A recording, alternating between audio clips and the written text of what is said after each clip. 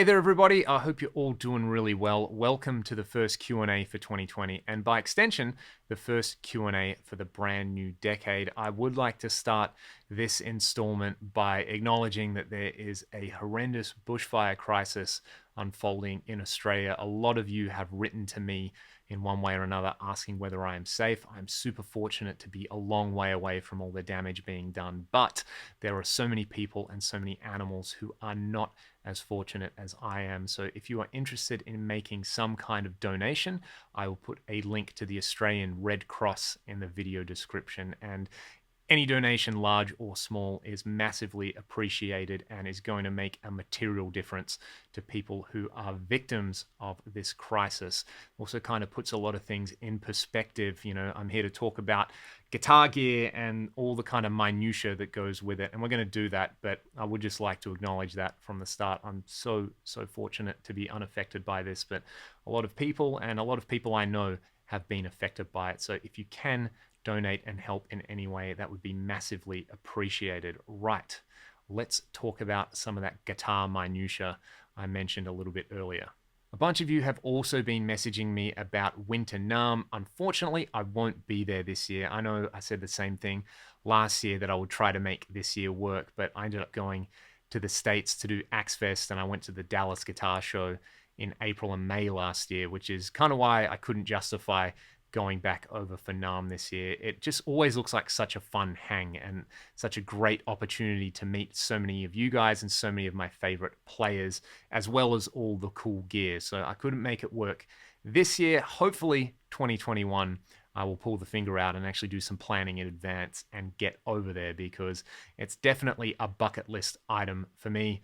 I guess the plus side is that I will avoid the NAMM thrax and I won't come down with something.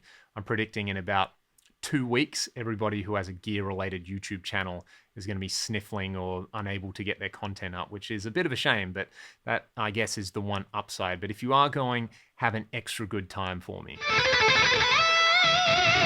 A bunch of you have also seen that I've been skateboarding on Instagram, if you follow my Instagram stories, and anytime I put up a little clip of me just being absolutely awful at it, so many of you write, "Oh, dude, your wrists, like, please tell me you're okay." And I do have wrist guards. I do need to get the full set of like elbow guards and knee pads and be that old guy at the skate park. I actually used to skate when I was a teenager and I loved it, but I just hurt myself too much. And it ended up being a position where I was like, do I want to kind of skateboard? I don't think I'm good enough to sort of make skateboarding a career, or do I want to play music? Maybe that's something I could do. And obviously, I ended up choosing the guitar and choosing music, but the last 4 or 5 months, I've been getting back into it with Cam, the drummer from Ragdoll, who also used to skate. This is well before we knew one another, and it's just a super fun thing. It's kind of nostalgic for us. We are the weird old guys at the skate park who are awful and can only ollie like that high, but it's just a nice excuse to be outside. It is a real challenge, and it's nice to have something that really makes you feel humble all the time, you know, because it is such a strange physical activity. And you know, there's always these 10-year-olds at the park who just absolutely shred and make you feel terrible. It's kind of like the guitar in that respect. And a lot of relearning how to skate has actually, you know, given me insight into that learning process. And there have been some things I've been able to apply to guitar playing, and just, I guess, kind of the philosophy behind it a lot of the time translates pretty well to the guitar. I'm getting pretty philosophical in this video, aren't I? So yeah, don't worry. It's not like I'm going to start trying to do 20 stair handrails and, you know, sacking myself and smashing my wrist to pieces. Safety first, everybody.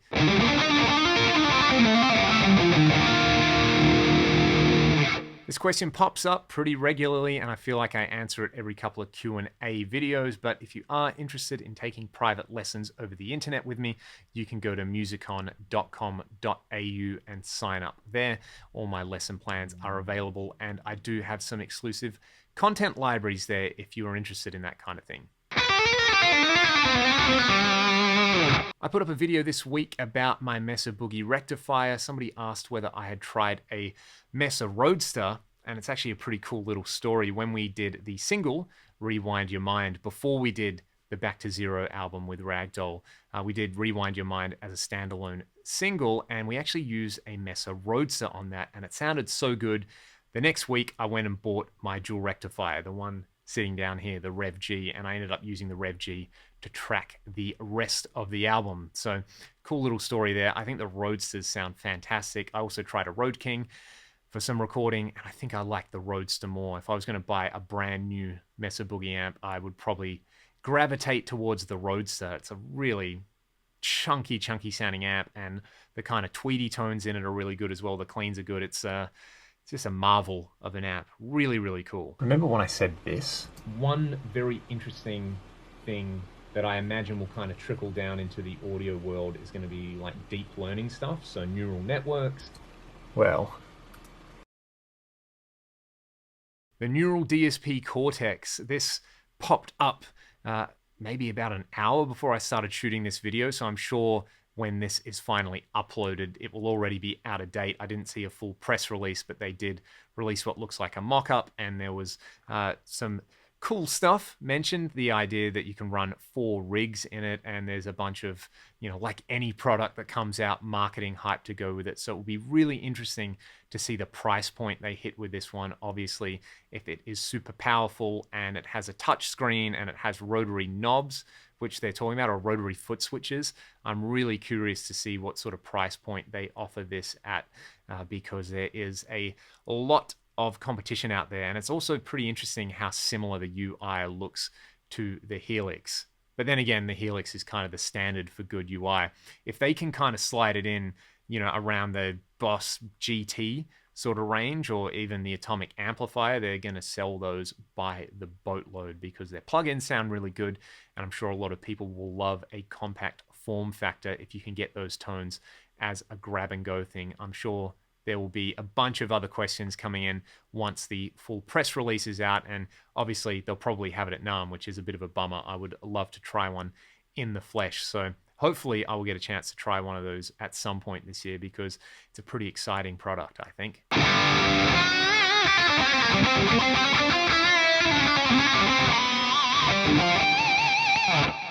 I got asked about my warm-up routine for gigs, and to be honest, I don't really have a guitar-based warm-up routine. It's more about, making sure my mind and my body are ready to go at the gig more than anything else. So that's sort of practicing my parts and rehearsing in the lead up to the gig, making sure I eat really well the day before the gig and the day of the gig, drinking plenty of water, stretching, all that kind of stuff to me is more important than like running scales 10 minutes before I play. I find it's far more important for me to just kind of try to be present, and, if I'm having a good time hanging out with people, chatting to some people before the show, I'm in a good mental space, then it means I'm going to have a good show. And I've probably done more damage to my body loading heavy gear than I ever did skateboarding or playing Aussie rules football or not warming up.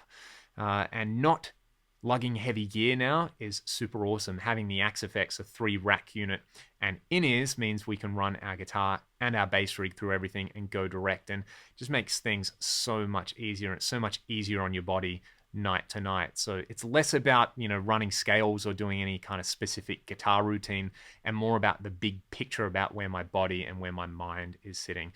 If we're on tour or something like that, a lot of the time you don't get enough sleep, and you don't get good food to eat or something like that. You just kind of have to, grit your teeth and get through it. And that's why touring really wears you down. Whereas if it's just kind of a one-off show or something like that, a show on the weekend or a fly date, then I can do that prep and kind of plan the rest of my week around it. And I find that is way more important than, doing 16th notes or something like that on the guitar. I already said that, I'm talking in circles. Next question.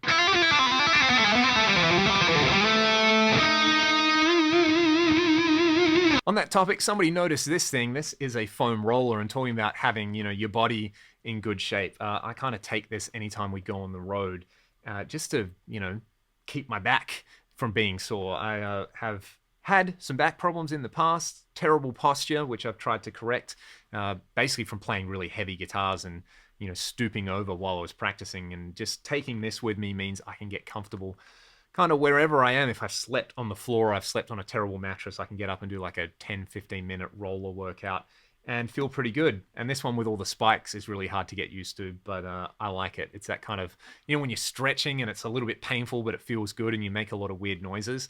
That's what these things do. I'm sure in like 10 years, there'll be medical studies that come out where it's like, why foam rollers are actually terrible for you. So I'm not a doctor, don't take my advice, but it works for me.